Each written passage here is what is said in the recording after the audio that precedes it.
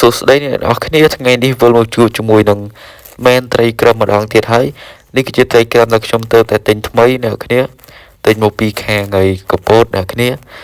ហើយត្រីមួយហ្នឹងតម្លៃត្រឹមតែ$1ទេអ្នកនរគ្នាអាចទិញបានហើយនេះត្រីក្រឹមប្រភេទត្រីសៀមអ្នកគ្នាខ្ញុំទិញមកញីមួយឈ្មោលមួយដើម្បីធ្វើការបង្កើតគ្នាអ្នកគ្នាហើយខ្ញុំហ្នឹងក៏បានត្រៀមទូកញ្ចក់ដើម្បីដាក់ត្រីហើយដែរអ្នកនរគ្នា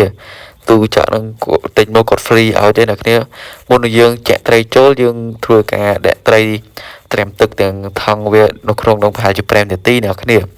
ដើម្បីឲ្យវាស៊ាំនឹងអាកាសធាតុទឹកអ្នកគ្នាអានឹងតែខ្ញុំរៀនដែរអ្នកគ្នាយើងដាក់វាប្រហែលជា5ទៅ6នាទីឲ្យវាស៊ាំហើយពេលនេះខ្ញុំធ្វើការដកវាចេញដើម្បីចាក់វាចូលអ្នកគ្នា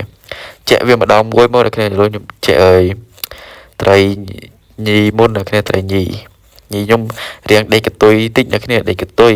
ដូចថាដឹកមករៀងឆ្ងាយអញ្ចឹងខ្ញុំនំពេញអ្នកគ្នាអូខេអ្នកគ្នាឥឡូវយើងធ្វើការចាក់ត្រីឈ្មោលរបស់យើងចូលតែម្ដងឈ្មោលហ្នឹងកម្លាំងវាពេញហ្មងអ្នកគ្នាពេញបុបហ្មងឲ្យរហ័សរហួនតិចអ្នកគ្នាប្រភេទត្រីសៀមនេះអ្នកគ្នាអាចយកវាទៅជុលអ្នកគ្នាចូលប្រគល់គ្នាលេងឥឡូវឲ្យវានៅជាមួយគ្នាសិនអ្នកគ្នាខ្ញុំប្រហែលជាខាងស្អែកខ្ញុំអាចជាដកញីចេញអ្នកគ្នាដូច្នេះត្រីក្រឹមយើងអាចដាក់វាឲ្យនៅជាមួយគ្នាយូរមែនទេអ្នកនរគ្នាហើយអ្នកគ្នាកុំភ្លេចទៅមើលវីដេអូទី2របស់ខ្ញុំផងអ្នកគ្នាខ្ញុំបង្រៀនអ្នកគ្នាអំពីរបៀបបង្កើតត្រីក្រឹមខ្ញុំយកត្រីទាំងពីរហ្នឹងទៅបង្កើតជូនអ្នកគ្នាមើលតែម្ដងអ្នកគ្